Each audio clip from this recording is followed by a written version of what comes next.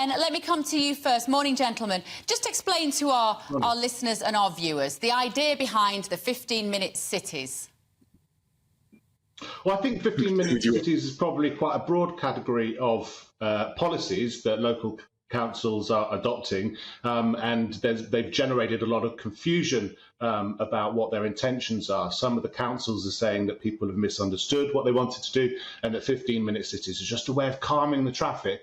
But actually, in places like Oxford, it was the council itself which confused the issue of climate change, air pollution reduction and congestion reduction. So it's all kind of a bit of a mess on the as it were, the pro-green side, and there seems to be very much a continuation of the anti-car, anti-motorist, anti-private transport and anti-freedom of movement policies that we've been seeing over the last 20 years or so, but have been really amped up during the COVID crisis, which has really emboldened the green lobby as it's acting in local governments, local authorities and national governments, and of course globally. There's a very important global dimension to all of this. So I think it really is for local authorities to explain by what they mean by 15-minute cities and come back to the populations of those cities and say, well, do you want this? Do you want this? Because that's the thing that's been missing from all this for the duration. Some sort of democratic mandate. John Grant, good to see you again. Let me bring you in. You heard that little girl there talking about the fact that if she cannot be picked up from a play date by her parents, she's going to have to get a bus home in the dark. Is it worth putting children at risk to somehow save the planet in 100 years' time? Well, firstly, it's not 100 years' time. And secondly, there's no one saying you're not allowed to use your car. It's just really annoying when you have to travel much further if you are an essential car user. Nobody's saying that a little girl's life should be put in danger. But you can't. And no one is talking about extra cameras. No, but her point is right, though. If I am living in, and I do live in a ULEZ zone, and I'm living in one of those low-traffic neighbourhoods, if I can't take my car down certain roads and I'm forced onto the main arterial roads to pick up my little girl from a house that might only be a short distance away, I have to go round the block and pollute the atmosphere while I'm doing it in my car. It makes no sense. Look, what you should do, of course, is to be with her and maybe ideally get home a lot quicker on your bike or walking. How? What, at 10 o'clock at night?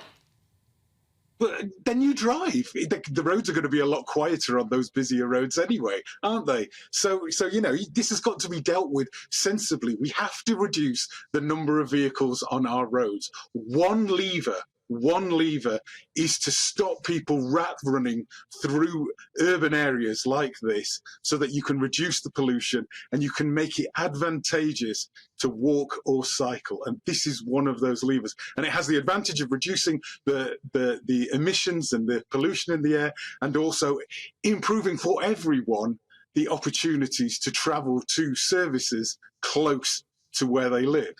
Ben, this war on the motorist, Ben, is there any evidence at the moment that these low-traffic neighbourhoods, these ULEZ schemes, I know that we are kind of lumping it all in one kind of debate about the car and the demise of the car, but is there any evidence, Ben, to suggest that they do improve air quality in residential areas? Well, I guess if you live in the middle of a street that's now blocked, perhaps you're going to have slightly less air pollution. But what people who live near these places are saying is that along the boundaries of those places, air pollution has been significantly increased.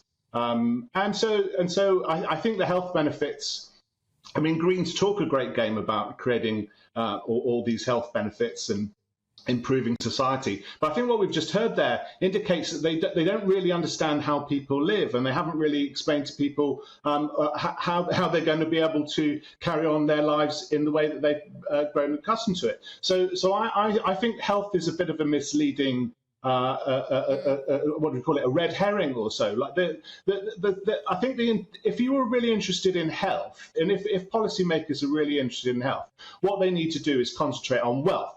Because we know for sure at every level that you look at this, the relationship between household income and individual income, or household income, and healthy life expectancy is they're extremely strongly correlated. The relationship between air pollution and healthy life expectancy is far less correlated. I think the difference is more than tenfold, right? So you can account for differences in health outcomes in terms of wealth. But you cannot do that with air pollution. And so, I mean, it's complicated and it's very statistical. But OK, thank you, Ben. John, if I can just say, there are shops closing down in some of these neighbourhoods. Oxford has seen a significant reduction in footfall on the streets, which are being increasingly pedestrianised. The death of the car means the death of the shopper. Not local shops. That can't be right. The pedestrianisation. The pedestrianisation of shops. People can't shop when they're sat in their car. They have to. No, but they need to park their car and put their shopping in it. And if you've got a baby and a pram, or you're in a wheelchair, or you're otherwise disadvantaged and you can't get, you just give up on shopping. You go home and you buy it online, and it's the death of the high street. The whole point of the 15-minute city is supposed to be to have local services for local people. The fact that we're in a transition and that those local shops are going to be supported by the local people, you can't just pick a moment in time and say, whilst we're in transition, it's bad. Yes, while we're in transition, it is going to be difficult. This is, as I said, one of many levers that we're going to have to pull on. Business as usual with cars and congestion just can't continue. I'm sorry. I wish that personal travel in its current form could continue, but in inner cities that isn't working. It just isn't working, and the congestion levels. Insanity, John. The insanity of the British individual not being allowed to drive a car while China continues to create coal-fired power stations every month. I can't get my head around it. You can't justify it. Firstly, you can't bring in China on a 15-minute city argument. All right, you can bring in, but it's just not right. What we're talking about here is, can we improve the quality of our cities and the resilience of people, both rich people who own cars and poor people who don't? And can we improve their lives? Poor people own cars too. Poor people own cars. Poor people own cars. We can improve their lives by making the services close to where they live. That makes it resilient, so that if there are problems, if fuel prices go up, if there are challenges with air quality, if the weather's, if we are in a climate emergency, that is part of it. This is one lever that we have to pull. But the problem is, poor people in my area where I live, which is ULEZ compliant, a lot of my mates who didn't want to have to buy a new car because they're quite happy with their second-hand car, but every time they took it off the drive, they had to pay £12.50 to just go within 15 minutes of their own home. The war on the motorist, I think, is going to be one of the biggest crimes of our time, and we have to find a solution, I agree, but this is not it.